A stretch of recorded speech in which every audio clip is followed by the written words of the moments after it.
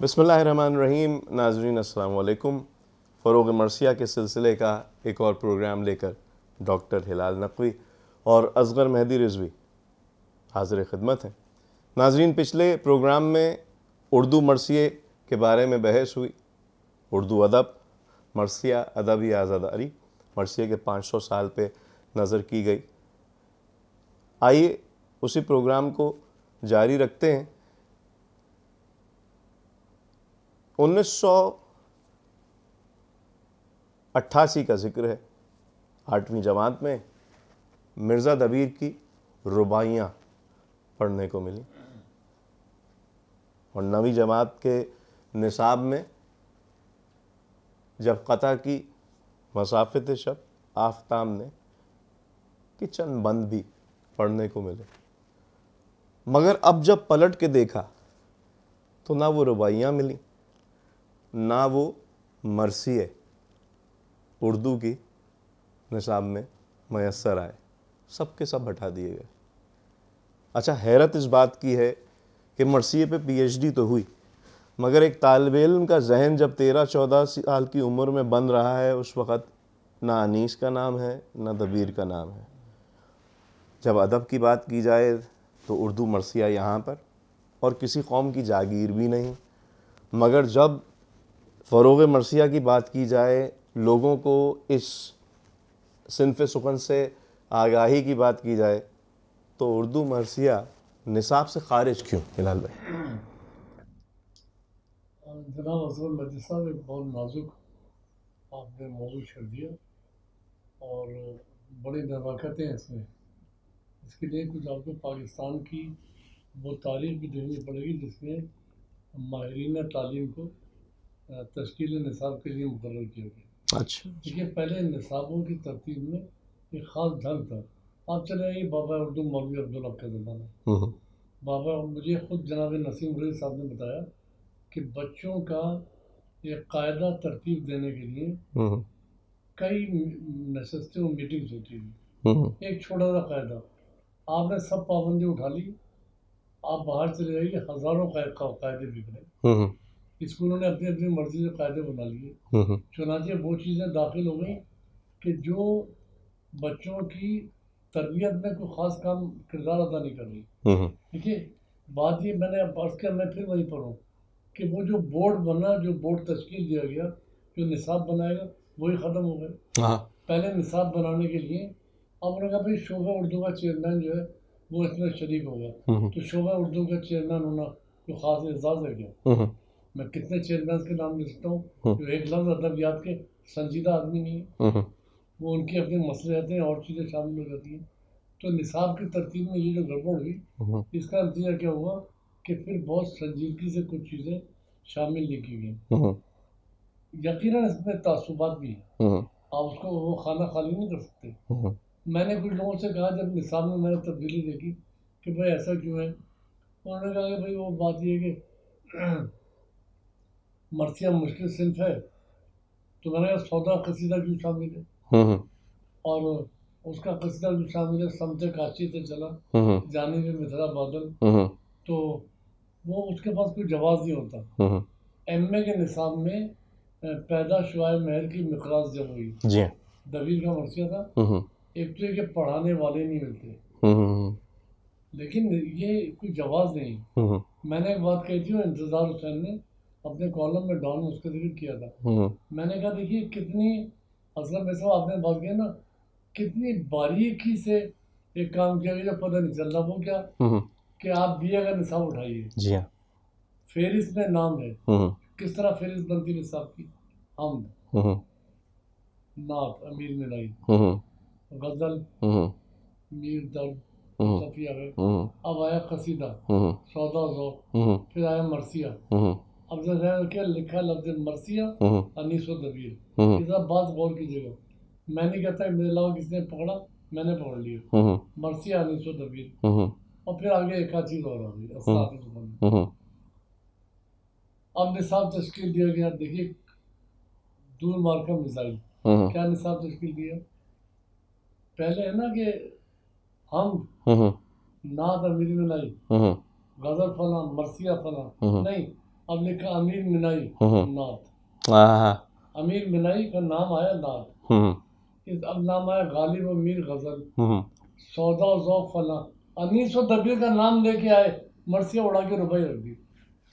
यानी अब उन्होंने कहा भाई लोगों को तसल्ली दो कि अनीस और दबीर भी हैं। अब जो देखा तो अनीस ही रुपई है, तो खुदा की तारीफ में मर्सिया डाल दिया।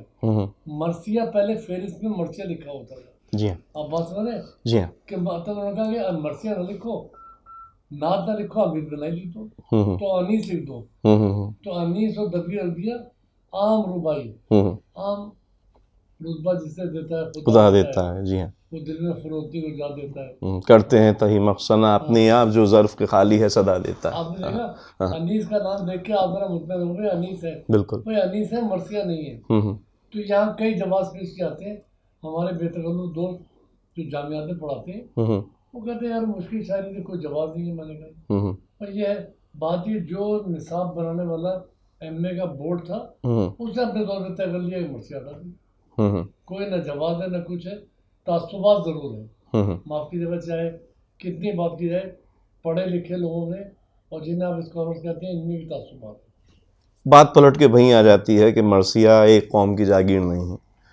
मैंने जोश साहब से इंटरव्यू, जो जदीद वर्सी है, 3 मेमार किताब आपकी देखी हुई है, उससे मैंने जो सब अनीस को क्यों नहीं इस तरह परवान चलाया जा रहा। उन्होंने वो तो लोग कहते हैं जोश साहब तो एक ख़ास तबीयत के आफरीदी आदमी थे, तेज लहजे में बात करते थे।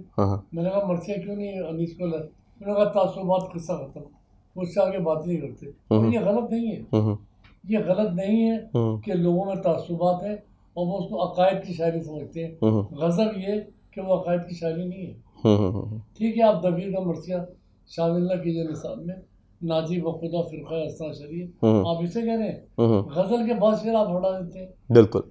कि ये MA के लड़के, BA के लड़के लड़कियां पढ़ेंगे, कम उम्र है, ये शेर हटा दीजिए। तो मर्सी में भी एक उसको एडिट किया जाता है। बिल्कुल। वहाँ मर्सिया तो बाकी रखी है। ये मगर इस सिलसिले में मेरे ख्याल में जितनी भी कोशिशें हुई हैं फ़रोग़ मर्सिया की, उसमें एक मुस्तनद और बहुत ही बेहतरीन कोशिश जो थी, वो आपका मकाला था 20वीं सदी और जदीद मर्सिया। ये मकाला मैंने पढ़ा है और इसमें जिस अंदाज से नाजरीन बहस की गई है, ना सिर्फ ये कि क्लासिकल मर्सिया का ज़िक्र है, बल्कि जदीद उर्दू मर्सिया का भी ज़िक्र है, और एक तरीक़े से 100 सालों को जमा किया गया है इस 1100 सफ़ात की किताब में।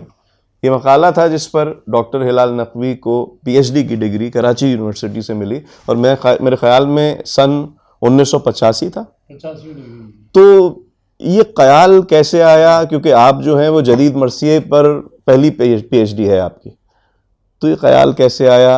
अच्छा खासा आपने मर्सिया लिख चुके थे, नसीम अमरोवी की शागिर्दी थी, बल्कि फ़र्जंदे मानवी कहलाते थे, और कहलाते नहीं, नसीम अमरोवी साहब खुद आपको कहते थे, और जोशमली आबादी साहब की शागिर्दी थी। तो उसमें तो आदमी कहता है कि जनाब सब कुछ पा लिया, मरासी भी लिख लिए, तो इस तरफ ख्याल कैसे आया हिलाल? देखिए ये सब नुकसान का सौदा है। अच्छा। मैं जब MA कर रहा था तो MA में मैं ये देखता था कि MA में MA के मकाले लिखे जाते थे, फिर MPhil के मकाले लिखे होते थे। ये इंतहाई आम मौज़ूआत में मकाले लिखे जाते थे, शायरों में, आम शायरों में मकाले। और अगर ये कहा जाए कि सैयद आदिल रज़ा में मकाला हो, तो आपका जो सुपरवाइज़र है वो चीफ भी हो। नसीम अमरोवी के MA का मकाला क्या डॉक्टरेट होना चाहिए। उम्र गुजार दी उन्होंने लुग़त नवीसी में, बिल्कुल, और मर्सियों की तरवीज में, बच्चों के निसाब में। बिल्कुल। तबीयत में मैंने आपसे कभी कहा था कि तबीयत में ये था कि काम किए जाए। सिर्फ ये नहीं कि होटलों में बैठे और शाम तक शायरी चल रही है और सुबह गाय घर में गिर पड़े, ये खबर भी नहीं घर का क्या हाल है। हमने एक मुकम्मल ज़िंदगी शुरू की। तो मैंने जब यूनिवर्सिटी में देखा तो मैंने तय किया कि मैं मर्सी में PhD करूँगा। पहले मैं जोश साहब पे करना चाह रहा था, इजाज़त नहीं होगी। मैंने कहा मर्सी पे करूँगा, क्योंकि अदब से मोहब्बत थी, ज़बान से इश्क था, और तमाम चीज़ों से बलंतर थे। तो मैंने इतनी बड़ी शायरी ज़ाया हो रही है, इस पर काम भी जाए। आपको हैरत होगी मुझे कहने में, आप रिकॉर्ड कर रहे हैं, कोई मुझे कहने में आर नहीं है, जबकि बड़ा नाम है, मैं लेना नहीं चाहता। मेरी इस बात की मुखालफत मरीजों गोरखपुरी ने की। अच्छा। बहुत बड़ा नाम ले रहा हूँ आपके लिए, हमने सीखा है। उन्होंने कहा भाई क्या जरूरत है अनीस पर या मर्सियों पे लगे काम किया जाता है, इतना बड़ा नाम है। और उन्होंने अपनी एक किताब में, तनकीदी किताब में, यास्मीन के नाम खतूत है उनके, उसमें 2-3 लाइनें ये तक लिख दी कि मैं मेरे जहन में रिवायती मरसी के बारे में ऐसे ख्यालात हैं कि बयान करूं तो मरसी पर सर धुलने वालों के हलक से नीचे नहीं उतरेंगी। तो मैंने उसके जवाब में लिखा कि मंजू साहब आखिर तक बयान नहीं कर सके वो कौन से, वो कड़वी दवाई कौन सी है, वो मंजू साहब हो या कोई हो, इससे क्या मतलब है। तो शायद जोश साहब की कुर्बत ने चीज़ सिखाई कि एहतराम अपनी जगह, मंजू साहब आ जाए तो उनके जूते उठा के मैं सबसे आगे चलूँगा, लेकिन मंजू साहब इसकी तशरीह नहीं कर सके। एक जगह सैयद सिफ्त हसन ने भी मरसी के बारे में ये बातें की, तो मैंने उरूज हमारे जो है अरे भाई अब्दुल रऊफ उरूज, उनके मरसी किताब की दिबाची में मैंने लिखा, उर्दू मरसी के 500 साल। हाँ जी। उनके जो थे उनके उनकी किताब आई अभी उरूज साहब की मरसियों पर, आपने शायद नजर से जी मेरी नज़र से गुजरी। मैंने उसमें मुकदमे में ये बात देखी है कि भाई बात ये है कि आप बड़े लोग अगर कह रहे हैं उससे क्या मतलब है, वो मरसी को समझ नहीं रहे। मैं सच बता रहा हूँ असलम हाजी साहब, बड़े से बड़ा स्कॉलर आपका मरसी को बैन समझते हैं, हम क्योंकि बैन नहीं समझते थे। जी जी। तो मैंने फिर कहा कि मैं टॉपिक लूँ, मुझे बड़ी दिक्कत हुई, मेरे खिलाफ में 1-2 बातें हुई, लेकिन मैंने कहा नहीं, मैं ना मौलवी था ना मुल्ला था, मैंने इस टॉपिक को लिया और फिर मैंने बड़ी मेहनत की इसके लिए। मेरे जो सुपरवाइजर बहुत ही नहायत पढ़े लिखे आदमी, प्रोफेसर मुमताज़ हुसैन, इतने बड़े नक्काल, वो मेरे इसके सुपरवाइजर थे। उन्होंने मुझसे कहा कि भाई हिलाल, तुम्हें हिंदुस्तान जाने की जरूरत है, नसीम भाई पाकिस्तान में, जोश साहब पाकिस्तान में। तो मैंने बुनियाद ये बनाई थी असगर साहब इस मुकाबले में कि अदब की आंख से मरसी को देखा जाए। हमारी बुनियादी तरबियत ये थी, किसी और आंख से नहीं, अदब की आंख से देखा जाए। चुनांचे आप देखिए इस किताब की पुष्ट पर कुछ लोगों की राय में फैज साहब है, जोश साहब है, वगैरह मुमताज़ हुसैन है, मुस्तफ़ा हुसैन है, मैंने सिखा लोगों की राय इसमें दी, तो वो सब ने इसकी पजीराई की। डॉक्टर फरमान फतेहपुरी हैं, कैफ़ी आज़मी हैं, सलीम अहमद साहब हैं, डॉक्टर बदरुल हसन हैं, प्रोफेसर सहर अंसारी हैं, फैज़ अहमद फैज़ हैं, डॉक्टर बदरुल हसन जो कि बनारस यूनिवर्सिटी के चेयरमैन है, उन्होंने इतना जुमला लिखा है कि पीएचडी की डिग्री छोटी है, इसमें डीलिट की डिग्री अवार्ड करनी चाहिए। अच्छा, मैं आपको एक बात बताऊं, मेरी नज़र से मुख्तलिफ मकाले गुजरे हैं। मैंने अभी सैयद आले रज़ा पे भी एक मकाला मैंने पढ़ा, तकरीबन 200 से 250 पेज पे पीएचडी की डिग्री है। ये 1100 सफ़ात, 1000 सफ़ात पे ये किताब है और हर सफ़ा इसका जामे है। असल में कितने सफ़ात लिखे? देखिए मेरे ख्याल में आदमी 3000 सफ़े काम करता है तो खतो बुरी के बाद वो उसको 1213 सफ़े में लाता है। अच्छा, इसमें होता है बंद बहुत छोड़े मुझे, इसलिए बंदों के बाद तो क़यामत होती है किताब में, कि आप अगर किसी के दिबाचा लिख रहे हैं 3 बंद कोट कर दिए, पूरा पेज भर गया। जी जी। तो बंद मैंने बहुत उसमें से खतों निकाले, बहुत सी चीज़ें कोट नहीं की। और मैं आज आपसे एक बात कह रहा हूँ, मेरे इस मकाले का तसलसल आज तक है। आप कहें वो कैसे, मुझे तो ये सन 85 यानी कि 32-34 साल 35 साल हो गए पीएचडी की है। उसका तसलसल ये कि इसके 4 अहम आदमी हैं, उन चारों के मरसियाँ मैंने एडिट की हैं। जोश मलियाबादी की जोश के नखारी मरसी एडिट की, अब जाकर बिल्कुल। नसीम रोबी की जिल्द लेकर आया, उसमें लिखा। जमील मजरी की कुलियात एक तरह से मैंने शायद, जमील मस्जिद की मसरी, आले रजा करीब इंशाल्लाह आपके इदारे से वो काम आएगा। तो कहने मसले थे, वो सिलसिला जारी है। 20वीं सदी और जदीद मरसिया बहुत बड़ा मौजू है, बहुत बड़ा मौजू है। हिंदुस्तान पाकिस्तान को छानना आसान नहीं है। बिल्कुल अब सही मैं कहा। यहाँ आपसे एक बात कहता हूँ, ये मेरा मरसी से इश्क है, और इश्क में नुकसान तो होता है, पत्थर तो खाने पड़ेंगे मजनू को लैला की मोहब्बत में, इसलिए कि पीआर कम हो जाती है। जी हाँ।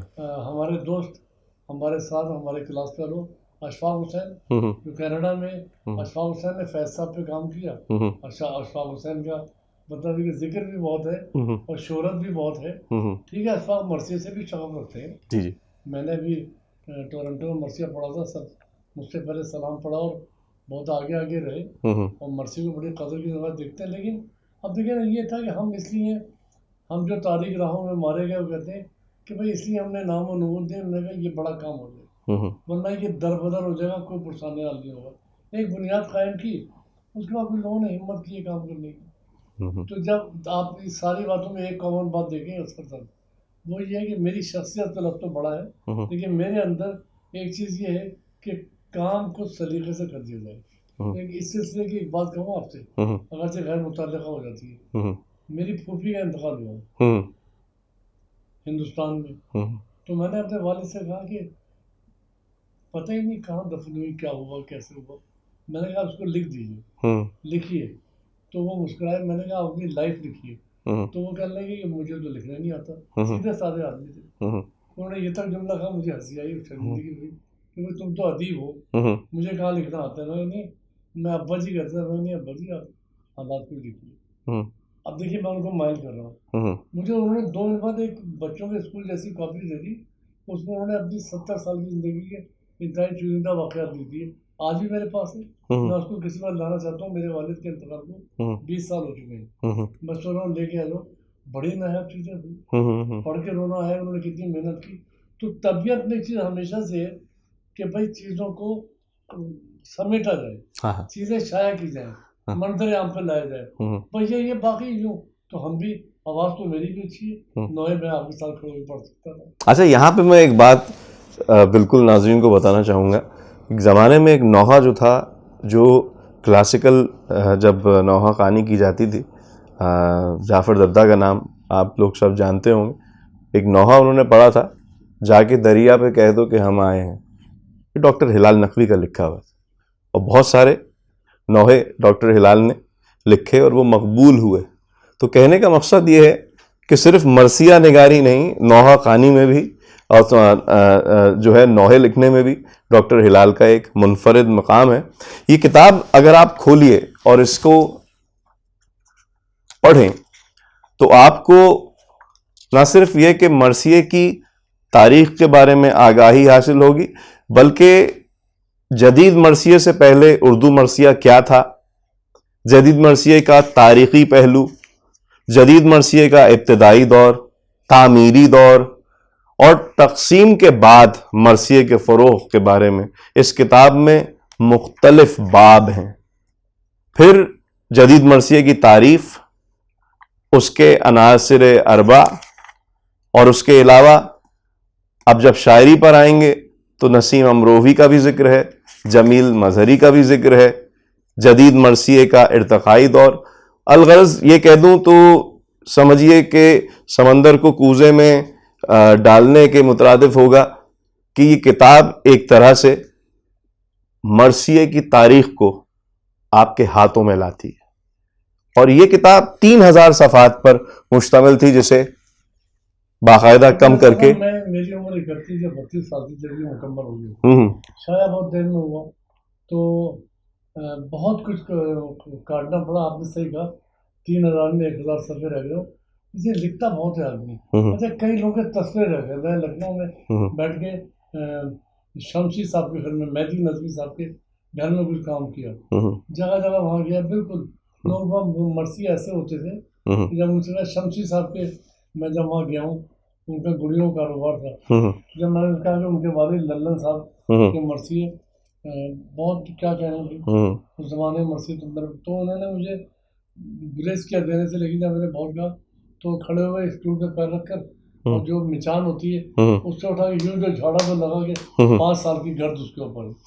और पता नहीं बाद में वो देने से गुरेज कर रहे थे। मुझे बंद लिखवा दिए जो मैंने लिख के नकल की है इसमें, लेकिन बाद में उनके जाने का पता नहीं क्या किसी और नाम से छप गया या क्या रहा। अगर हम कहें कि 5500 मरसिए जो हैं वो आज तक के शाया हुए हैं, तो मेरे ख्याल में इतने ही मरसिए ज़ाया भी हुए हैं।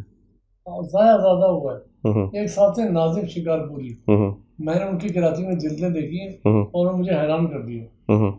इतनी मोटी मोटी, मतलब कि मरसिए की तरह नहीं, रजिस्टर की तरह, बगैर गत्ते का रजिस्टर, और पता चला कि 1500 सफ़े रजिस्टर ऐसे 8 लाल इंक से एक दूसरा, एक से नीली इंक से और एक पीली, इस तरह के लिखे हुए मरसिए। 1000 रुपये तो मैंने खुद देखी उनकी लिखी। ऐसे ऐसे नायाब चीजें उनके पास थी, मगर छप ना पाई। बाद में पता चला कि वो ठेले में बिकती थी। बड़ी बहुत तबाही हुई, बहुत तबाही, बहुत सरमाया ज़ाया हुआ। मैं ये कह रहा था कि ये किताब जो है आज भी जो है मैसर है। 1985 में आपकी PhD की डिग्री आपको मिली। शाया कब हुई ये किताब? ये 94 में 94 में। 94 में। 94 में। और आज तक के कितने एडिशन इसके आप? इसको शाया नहीं कर रहा था। हम्म जमीउद्दीन आली अंजुमन तरक्की उर्दू शाया करना चाहते थे। उन्होंने मुझसे कहा कि किताब हम शाया करेंगे। लेकिन जब उन्होंने कहा कि भाई उस वक्त डॉक्टर हसन फर्रुखी अंजुमन में थे, जब उन्होंने कहा कि इसको सबमिट के आधा कर दें, मैं इस पर तैयार नहीं हूँ। बिल्कुल। तो फिर मैंने बस छपाने का इरादा मुलतवी कर दिया। लेकिन मैंने इसके दिवाचे में जमीउद्दीन आली साहब का शुक्रिया अदा किया कि उन्होंने कम से कम मुझसे ये बात कही थी। आली साहब ने आपके ऊपर एक आर्टिकल भी लिखा था, उसके बारे में कुछ बताइए। वो ऐसा था कि यावर मेहदी साहब जो मशहूर रेडियो प्रोड्यूसर हैं, उनके भाई हसन मेहदी साहब नेशनल बैंक में, उन्होंने अपने घर पे मरसी की मजलिस की। आली साहब को बुलाया। आली साहब काली शलवार काला कुर्ता पहन के आगे वहाँ दीवार के साथ बैठ गए। मैं आली साहब को जानता, लेकिन उनसे मुलाकात करनी मुझे। उन्होंने शायद मुझे पहली मरतबा देखा कि नौजवान ने कहा। तो जब मैंने मरसिया पढ़ा तो बाद में वो बड़ा हैरतज़दा पाया। उन्होंने मुझसे अजीब बातें की, कहने लगा ये मरसिया हो तो मुझे दे दीजिए। मैंने उनको उसकी नकल बाद में भिजवा दी। उन्होंने अखबार जंग में जनाब बहुत बड़ा कॉलम लिख दिया इसके ऊपर। और माफ कीजिएगा, अजीब सी बात है, सुर्खी ऐसी कायम की कि मैंने कहा अली साहब मुझे कान उठा रहे। उस जमाने में गुलाम इसाक खां सदर पाकिस्तान थे, तो सुर्खी उन्होंने इस तरह बनाई, कौमी असम्बली सदर गुलाम इसाक खां डॉक्टर हिलाल नकवी। तो मैं चौंका कि अली साहब ने क्या किया, 1.5 कॉलम मुझ पर लिखा और बहुत उस मर्सी की तारीफ की। और बाद में मुझसे 1-2 महीने बाद कहा कि भाई मैं शुक्रिया अदा करने घर गया, तो मुझसे कहा कि भाई वो वहाँ पे सऊदी अरब में मैं जा रहा हूँ, वहाँ जश्न आली है मेरा, लेकिन वहाँ पर एक मुंतजिम कहते हैं हिलाल साहब को लाइए, उनसे मर्सिया सुनेंगे। अरे मैंने सब आप ये क्या करूँ, कहाँ ले जा रहे हैं मुझे, मुनासिब होगा नहीं। तो मैं उनके साथ गया था। उस जमाने में उम्रा करने की तौफीक भी हुई। अमजद साहब, अमजद, कुर्रतुल-ऐन हैदर, जमील आली में मैंने 7-8 जगह मर्सिया पढ़ा और आली साहब सबसे आगे बैठे होते थे। अच्छा। तमाम मर्सिया बहुत वो मुझे पसंद करते थे और हिलाल में कह के बात करते थे, मोहब्बत से कभी डॉक्टर साहब कहते थे। ये उनका सिलसिला था। ये एक तारीखी, कभी ज़िंदगी में छोटे मोटे हालात दिखे तो ये जिक्र भी होगा। देखिए साथ साथ मैं एक बात कहूँ, मैं आली साहब का बड़ा एहतराम करता रहा, जबकि आली साहब अंदर से जोश साहब के हामियों में नहीं थे। लेकिन मैंने कभी इसको ब्रैकेट नहीं किया कि ठीक है वो आली साहब का अपना नुक्ता नजर है, जोश साहब का अपना है। वो ये सब बातें मैं ये इसलिए कह रहा हूँ, उससे शायद मेरे बारे में भी आपको अंदाजा, मैं मार्का राइया नहीं करता। हाँ बिल्कुल। नौहा लिखने वालों में इख्तलाफ है, मैं नौहे से भागता इसलिए हूँ कि वो नौह की रंजिशें तूने लिख दिया, मैं लिख दिया, इन चीज़ों से दूर रहना अच्छा है। अब आप मरसी में इतना बड़ा काम कर रहे हैं तो जरूरी है कि रंजिशें ना हो, लोगों से इख्तलाफ ना हो, सबसे मिला जाए, मुखालिफ तरीन आदमी से मिलिए, उसका इंटरव्यू कीजिए, उससे बातें कीजिए, ये सब चीज़ें जरूरी है आज के दौर में। क्योंकि ये मकाला 20वीं सदी और जदीद मरसिया के मौजू का अहाता करता है। 21वीं सदी और मरसिया, इसका क्या पहलू? देखिए हुसैन इब्ने अली तो अपनी जगह है, हाँ, और वो तो हर मरसी का महवर वही है, वो नहीं कुछ नहीं। लेकिन हुसैन तो वही है, लेकिन ज़माने के साथ साथ जो इस्लाम को समझने की ताबीरें बदलती रहेंगी, कुरान शनासी के ज़ाविये तब्दील होंगे। अल हुसैन मिन्नी वाना मिनल हुसैन का मतलब कोई नया मानी पहनेंगे, तो फिर जैसे कहते हैं आने वाले वक्त में कुरान की बात आयतें अपनी तशरीह खुद करेंगी, तो करबला को नए रूप से देखने का बहुत बड़ा रुझान सामने आएगा, बिल्कुल दूसरा होगा वो। उससे इल्मी तशरीहात की जाएगी, उससे इक्तिसाब किया जाएगा। तो 21वीं सदी का मरसिया वही होगा जो कि अपने ज़माने की नब्ज़ों पर इसकी उंगलियाँ होंगी और वो समझेगा ज़माना क्या चाहता है। हुसैन इब्ने अली का आहंग और रंग तो हर जगह है ना, उसके बगैर बात नहीं होगी। लेकिन उनके अखबाल, उनकी शहादत, उनका मकसद शहादत, ये अपनी जगह बनाते रहेंगे। इकबाल के कुछ और है, जोश के कुछ और है। सलीम अहमद साहब ने लिखा है जगह कि जोश के इमाम हुसैन इस तरह के और मीर अनीस के इमाम हुसैन इस तरह के। तो 21वीं सदी में इमाम हुसैन को किस तरह लिया जाए। एक बार सैयद आले रज़ा ने मुझसे बड़ी सादा सी बात की, मैं इंटरव्यू कर रहा था, लेकिन मुझे याद रहेगी, बड़ी अजीब सी बात। मैंने कहा सही साहब बताइए कि हम जदीद मस्जिद से क्या काम ले सकते हैं। मैंने कहा जो इमाम हुसैन से ले सकते हो। मैंने क्या मतलब, कह रहे इमाम हुसैन से क्या क्या काम किया हंसते हैं, उनकी शख्सियत से, उनके नाम से, उनके नजरिए से जो फायदा हर आदमी उठाया जाता है वो उठाओ। अभी इसके दौर में अंग्रेजों से आज़ादी हासिल करने के लिए इमाम हुसैन का नाम थोड़ी सामने आ रहा था, ये जोश के दौर में है। इसी आने वाला वक्त कहाँ पर होगा, किस बुलंदी पर होंगे, हम चांद में हुसैन का गम लेके जाएंगे, क्या पता क्या होगा। अब्बास नामवर का आलम लेके जाएगी, हम चांद में हुसैन का गम लेके जाएंगे। तो पता नहीं 21वीं सदी, ये ज़रूर है कि सियासी, तहजीबी, इमरानी और समाजी मामला जिस तरफ को जाएंगे, करबला की नई ताबीर सामने आएगी और मरसिया वहाँ से चलेगा सामने। अच्छा हिलाल भाई, आज तक के कितनी किताबें तसनीफ कर चुके? हमने 30-32 की तादाद तो है। और उसमें जो जदीद मरसिए के मेमार हैं, आले रज़ा की किताब आपकी आ रही है, जमील मज़हरी, इसके अलावा नसीम अमरोहवी और जोश मलियाबादी, ये चारों, इन चारों का जिक्र भी इस किताब में है, मगर आपने अलहदा से बाकायदा तफसीली काम किया है, तदवीन की है और तहकीक की है। ये बताएंगे कि क्लासिकी मरसिए के होते हुए जदीद मरसिए की ज़रूरत क्यों महसूस हुई? ये ऐसी बात है कि मेरे दादा और परदादा का ज़माना दूसरा था, मेरा ज़माना दूसरा है। मुझे भी खुर्द-ओ-नोश का एहतमाम करना है, मुझे मकान रहने के लिए चाहिए, लेकिन अपने तकाज़ों के साथ मैं चलूँगा। तो इमाम हुसैन इब्न की शहादत तो कभी ख़त्म नहीं होगी, बिल्कुल सही, वो हर दौर में जिंदा है। अपने ज़माने की आँख से उसको देखना चाहते हैं, बिल्कुल सही। तो इसलिए जदीद मरसिया वो यही है, जदीद का मरसिया कि हम अब देखिए, अगर हम मैं अनीस के दौर की तरह मरसिया लिखूंगा ना, आज कोई नहीं सुनेगा। घोड़े सिपाही तलवार चल रही है, सन से गई, रन से गई, फन से गई, कोई नहीं सुनेगा। वो अपने दौर की आवाज़ सुनना चाहता है। तो जब अपने दौर में मरसिया आया, लाजिम है कि हर फर्द जो साहब 1918 1920 मिटते हुए इस्लाम का फिर नाम जली हो, लाजिम है कि हर फर्द हुसैन इब्न अली हो। तो मतलब वही अहद की मुस्तफ़ा ज़ैदी हर दौर में मजलूमियत की दास्तान लिखी गई, तादीब व जबर सल्तनत के दरमियान लिखी गई। आपने बहुत बड़ा नाम दिया मुस्तफ़ा ज़ैदी का, उन पर भी बात कभी बहुत जम के होनी चाहिए। हिलाल भाई, 20वीं सदी और जदीद मरसिया आपका मकाला है, इसके बाद जोश मलियाबादी पे काम हुआ, तमाम जदीद मरसिए निगारों पर काम हुआ, ज़रा कुछ बतलाइए जदीद बयाज़ मरसिया और जो आपकी दूसरी किताब है मरसिए की नायाब आवाज़ें। ये नाज़रीन, मैं बात कहता चलूँ कि eMarsiya.com के प्रोजेक्ट पे एक बात जो मैंने महसूस की वो ये कि क्लासिकल मरसिया निगारों का कलाम जो है वो, ये कहिए कि अगर 200 छपे तो 200 मयस्सर नहीं है। इसमें अनीस व दबीर का नाम भी आता है, मगर जब बात आएगी जदीद मरसिया निगारों पर तो डॉक्टर हिलाल नकवी को ये क्रेडिट जाता है कि पाकिस्तान और इंडिया में जितने भी जदीद मरसिया कहने वाले हैं उनकी किताब में कहीं कहीं आपको डॉक्टर हिलाल नकवी का या तो तहरीर मिलेगी या उनका जिक्र मिलेगा।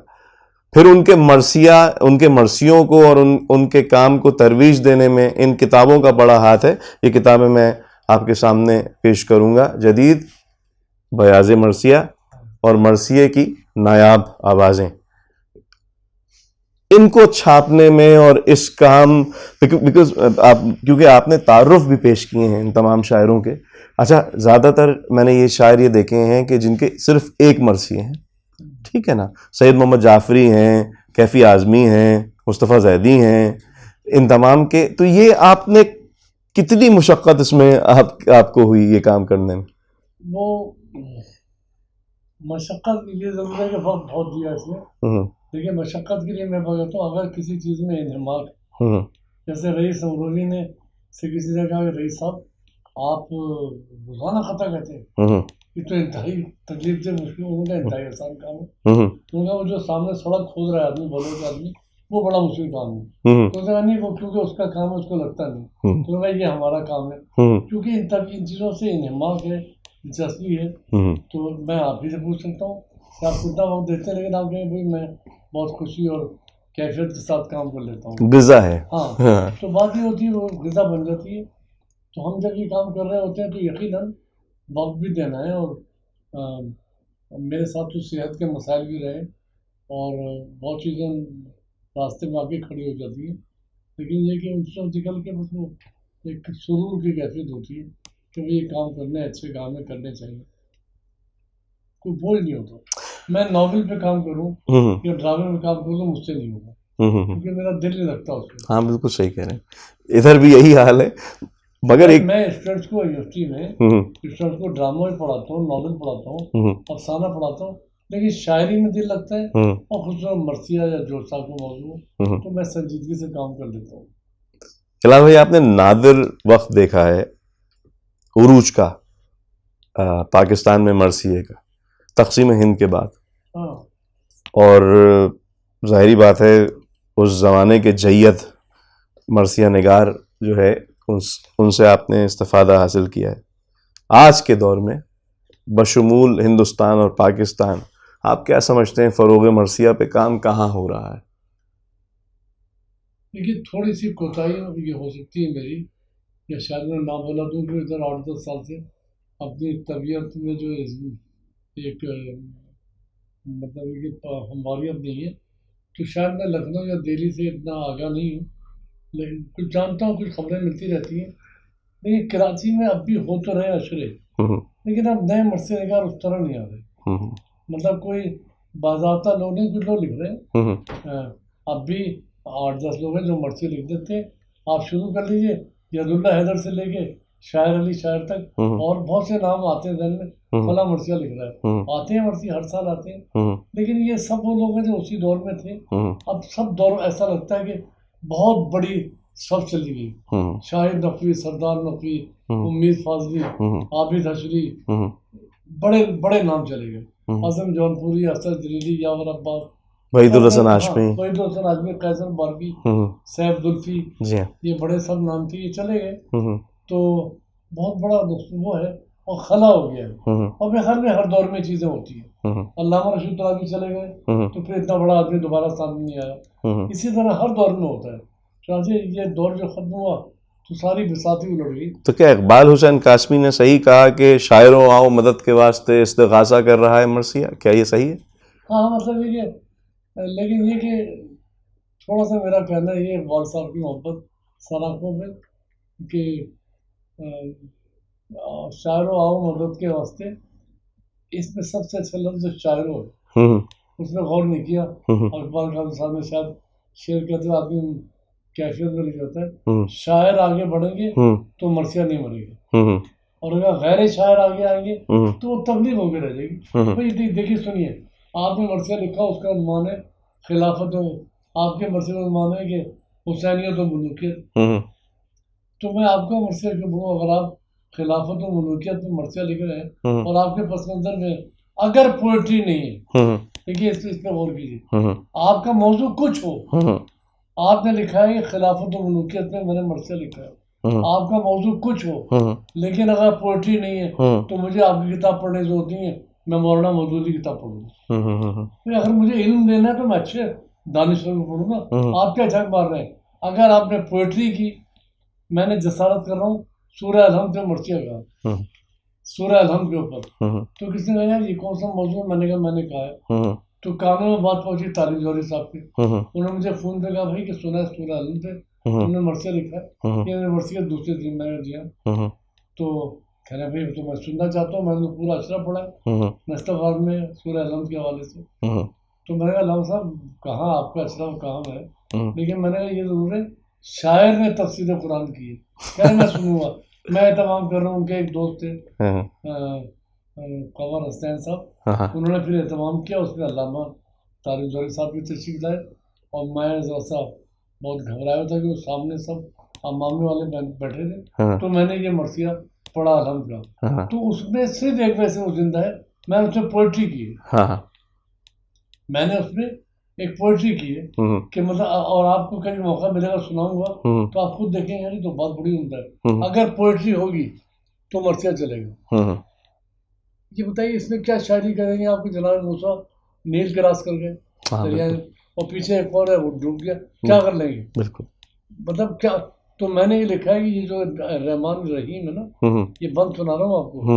रहीमियत ये है कि वो अपने खास बंदों पे अता करता है। तो मुझे बताइए कि ये तो मैं नक्कर साहब को सुनूं, तारिक जौहरी साहब को सुनूं, मैं जाके मुश्ताक शाहिदी साहब को सुनूं, कल्बे साहिद साहब को सुनूं, मुझे कौन सुनेगा?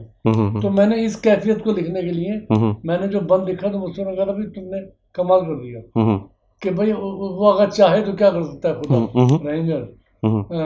एक एक नखले एक नखले खुश्क, क्या नखले खराब व खुश्क में फलियां निकाल दे। क्या वो चाहे तो क्या, मैं भूल रहा हूँ उसका, कलियां निकाल दे, नखले खराब व खुश्क में फलियां निकाल दे, उसकी तरफ जो मूसी दौरा कोई बढ़े, दरिया के बीच शहर की गलियां निकाल दे। क्या कहने। तो जब तक पोएट्री नहीं करेंगे मरसिया मर जाएगा। तो इकबाल का आदमी कहना ठीक है, शायरो आओ मदद के वास्ते, शायरो आओ, शायरो शायर आएंगे तो मरसिया जिंदा रहेगा, शायर नहीं आएंगे तो मरसिया रिवायती तबलीगी बस ये होकर रह जाएगा, मैं समझता हूँ। अच्छा डॉक्टर साहब, क्योंकि बात समेटने का वक्त है, अभी आप कितने प्रोजेक्ट्स पर काम कर रहे हैं? क्योंकि मैंने जो आपका काम देखा है तो साल में तकरीबन 4 या 5 प्रोजेक्ट्स आपके मुकम्मल होते हैं। तो अभी कौन से प्रोजेक्ट्स हैं जो काम कर रहे हैं आप? क्योंकि अभी आपने माशाल्लाह से ये यादों की बारात का इजाफी एडिशन शाया किया है। मेरे 2 काम हैं, मैं ज़्यादा काम नहीं, मैं ज़रा सा पर समेट के चलने वाला आदमी हूँ, परवाज़ बहुत ऊँची नहीं करता। और देखिए क्या फ़ायदा है कि मेरा तनकीदी मजमूआ आ गया है और उसमें 15 मज़ामीन है, फला की नज़म निगारी, फला की नसरी नज़म, एक बहस, मैं इस तरह की तनकीद क़ायल नहीं। मैंने कहा कि भाई एक साथ बड़ा काम कर लूँ, तो मरसी को मैंने, मेरी पहली हैसियत तो याद रखिए, उसको मैं कभी उसको ख़त्म नहीं करना चाहता, वो है मेरा शायर होना।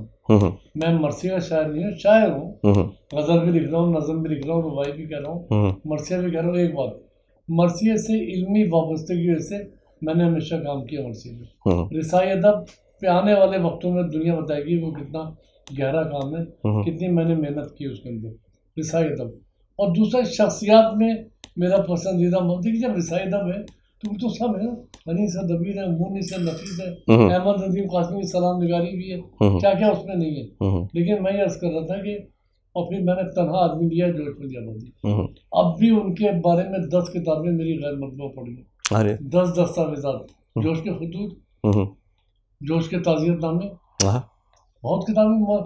लेकिन मुझे लगता है कि अब मर जाएंगे तो ये काम नहीं कर पाएंगे, इसलिए कि सेहत ठीक नहीं है, मसाइल ज़्यादा हैं, खुदा करे ये काम हो जाए। नहीं इंशाअल्लाह, माशाल्लाह से जो काम है अभी भी मुस्तनद है और काम जो है वो बहुत तेज़ी के साथ हो रहा है और दिन रात की मेहनत है। नाजरीन, डॉक्टर हिलाल नकवी के लिए हम सब की दुआएं हैं कि इसी तरह वो बुलंद हिम्मत के साथ मरसिया के फ़रोग़ के लिए काम करते रहें। इंशाअल्लाह अगले प्रोग्राम में डॉक्टर हिलाल नकवी साहब से उनके बहैसियत मुहक़्क़िक़ और बहैसियत मरसिया निगार गुफ्तगू होगी। हमारे साथ रहिएगा। खुदा हाफ़िज़।